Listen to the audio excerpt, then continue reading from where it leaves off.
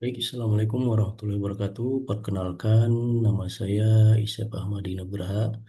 Saya berasal dari program studi Sistem Informasi. Pada kesempatan kali ini,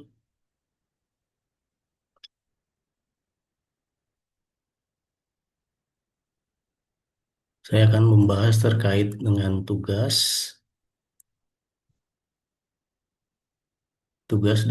satu dari mata kuliah keamanan jaringan, di mana kita diperintahkan melakukan praktikum yang pertama, yaitu serangan terhadap jaringan eh, praktikum sniffing menggunakan Wireshark. Kemudian serangan-serangan terhadap sistem server aplikasi yaitu praktikum cracking password.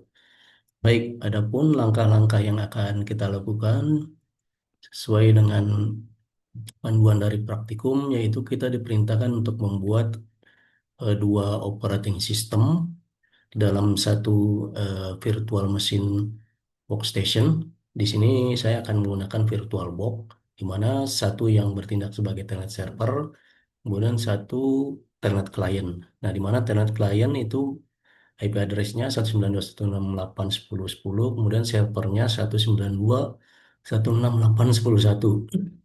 Baik, dalam kesempatan ini saya menggunakan VirtualBox, di mana saya akan membuat satu server, kemudian satunya sebagai klien. Nah, ini eh, di sini kita harus membuat setting networknya itu harus sama, yaitu saya menggunakan internal network, kemudian namanya labnet. Jadi di kedua telnet server dan klien ini menggunakan jaringan yang sama.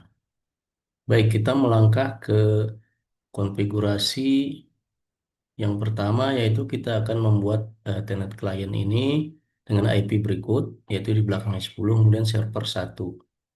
Kita ke server, kita akan lihat konfigurasinya. Nah, di Ethernetnya kita setting adapternya sebagai berikut. Di TCP IP-nya, nah sini sudah saya konfigurasi. Ini adalah telnet server, di mana IP address-nya sesuai dengan yang diperintahkan di praktikum, yaitu 10.01. Kemudian ini kita oke, close. Kemudian di sisi eh, klien, ini kembali kita setup untuk IP address-nya.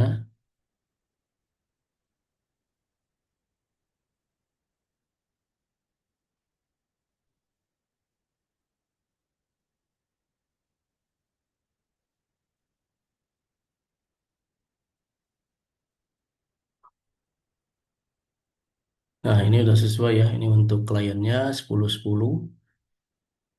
Kita udah setup untuk klien dan server.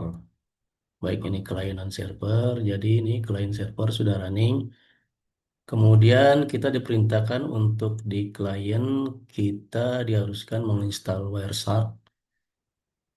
Nah, sini saya sudah menginstal Wireshark.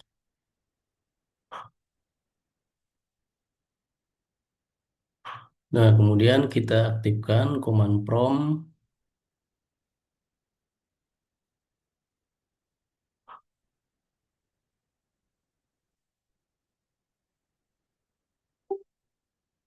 Jadi di sini kita diperintahkan untuk mengakses server menggunakan telnet. Bagaimana?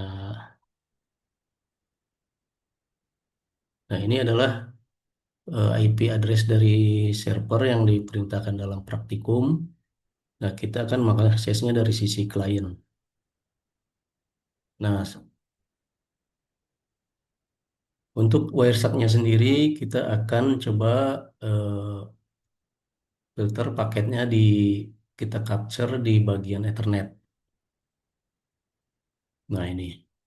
Kemudian kita kembali ke command prompt, kita aktifkan telnet dari sisi klien. dengan mengakses ke server.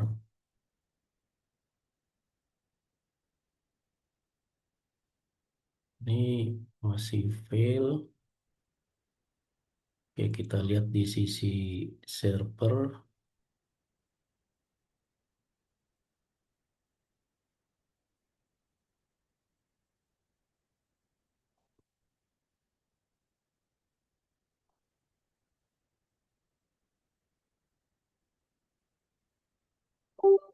Kita cek terlebih dahulu untuk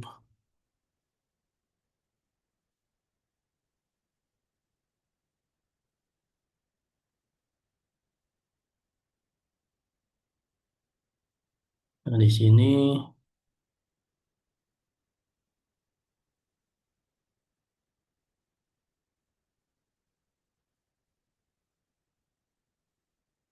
dapat kendala. Kita cek kembali.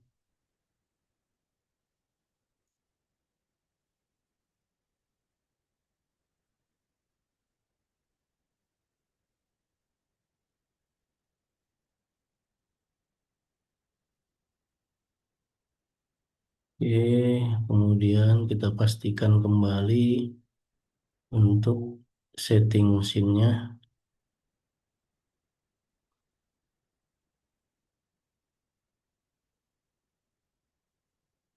Oke, sudah sama. Kemudian di klien,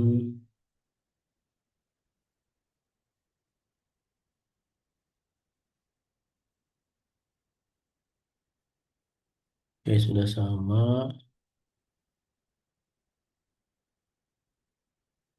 Coba kita,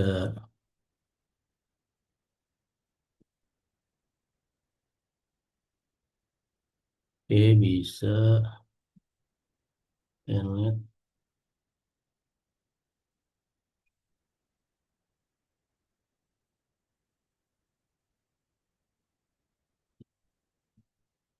Oke, sini sudah mulai aktif. Kita bisa mengakses ke server.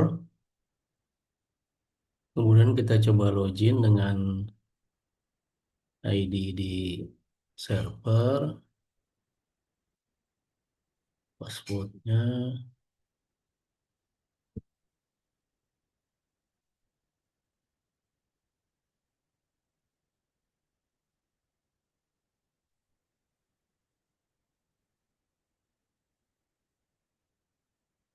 Ini ada masalah dengan koneksi itu hostnya. Kita ulang kembali.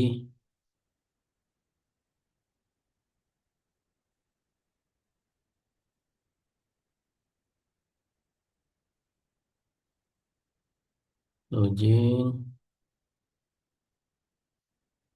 password. Baik, ini sudah berhasil ya. Balik kita lihat di Wireshark-nya. Ini terdapat banyak paket di sini. Ada Telnet, TCP.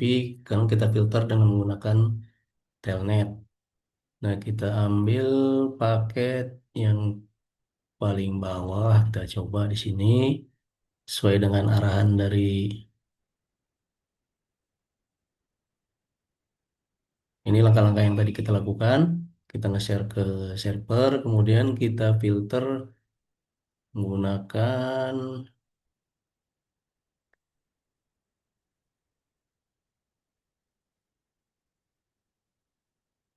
nah ini, follow TCP stream. Oke, kita masuk follow TCP stream. Nah, berikut adalah paket yang akan kita analisa.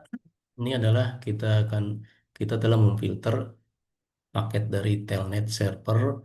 Kemudian, nah ini yang tadi untuk loginnya, ini username-nya vbox user.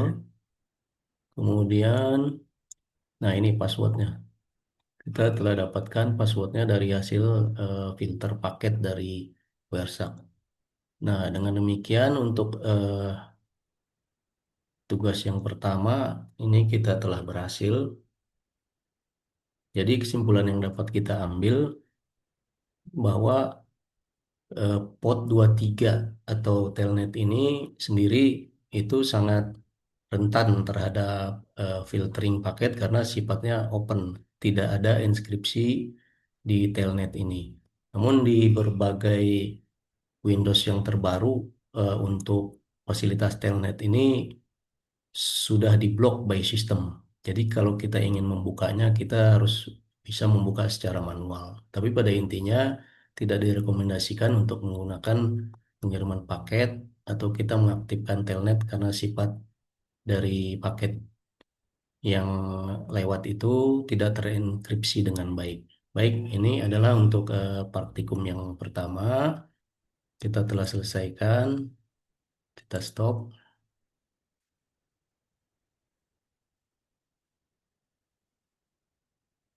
Kemudian tugas yang kedua adalah kita akan menggunakan serangan-serangan sistem aplikasi yaitu praktikum cracking password. Nah, di sini kita telah diberikan akses situs untuk melakukan cracking. Kemudian di sini adalah password-password yang akan kita crack. Nah, kita coba satu persatu. Ini sudah saya pindahkan ke sini. Baik, kita buka website untuk kita melakukan cracking.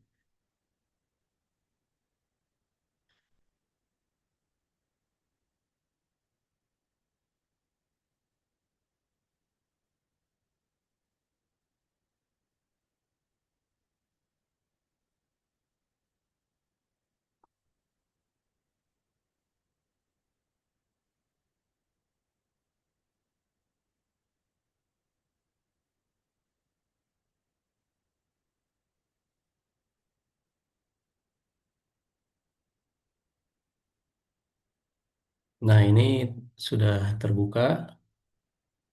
Kemudian kita akan masukkan password-password atau ada yang bilang MD5 atau hash ini yang akan kita crack di situs password cracker ini. Kemudian kita masukkan. Kita cek apakah bisa di crack. Ternyata tidak berhasil ya. Ini hasil crack. Tidak ada. Boleh jadi ini terlalu rumit passwordnya. Ini gagal. Kemudian keterangan tidak muncul hasil. Kemudian yang kedua, kembali kita coba untuk kita crack kembali. Nah, ini muncul ya. Eh, ini passwordnya terlalu simpel.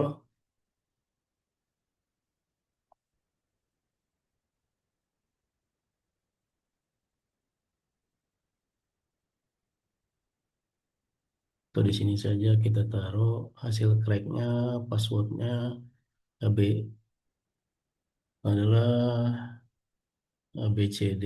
Kemudian di sini muncul ini berhasil. Kemudian selanjutnya kita akan coba semua.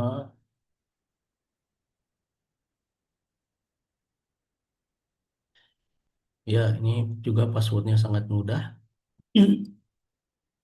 Sehingga berhasil di-crack. Hasilnya ini berhasil. Kemudian terangannya muncul. Kembali kita crack yang nomor 4.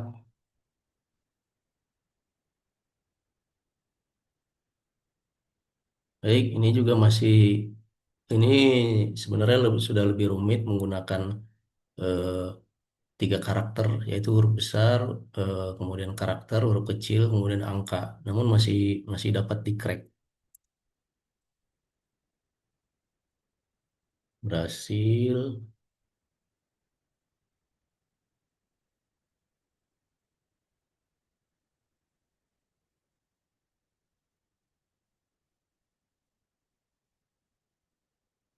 muncul. Baik, untuk yang ini, kemudian kita coba kembali password ini yang sebelumnya ya. Nah, ini tidak berhasil, tidak muncul apa-apa. Ini bisa kita ambil kesimpulan passwordnya cukup rumit dan panjang, bisa bisa dianggap seperti itu. Kemudian selanjutnya yang nomor 6, kembali kita coba,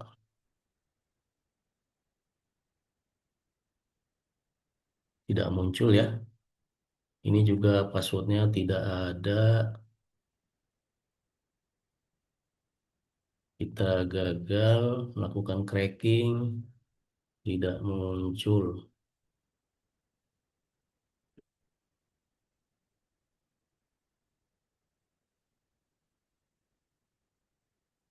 Baik, kemudian yang password ketujuh, kembali password ini tidak bisa di-crack, hasilnya tidak ada, alias gagal total, tidak muncul. Kemudian yang terakhir kembali kita coba.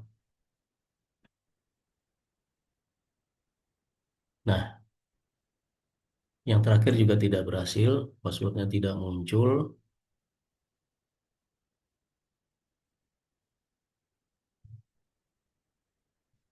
Nah, dari ke-8 sampel password yang ada ini hanya berhasil untuk nomor 2, nomor 3, dan nomor 4.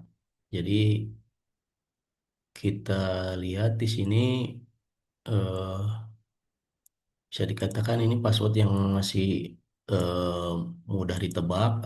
Yang nomor 2 paling mudah, nomor 3, kemudian yang nomor 4 secara kombinasi ini sudah eh, cukup baik, namun mungkin masih belum rumit dan kurang panjang. Jadi 3 password ini berhasil di-crack, kemudian yang lebih rumit ini tidak berhasil di-crack. Jadi itulah kesimpulan dari praktikum kita telah berhasil kita laksanakan. Demikian yang saya dapat sampaikan. Mudah-mudahan berguna bagi saya di masa depan. Terima kasih Ibu dosen yang telah membimbing kami dan teman-teman. Kritik membangun selalu akan kami tunggu untuk perbaikan ke depannya. Demikian yang dapat kami sampaikan. Assalamualaikum warahmatullahi wabarakatuh.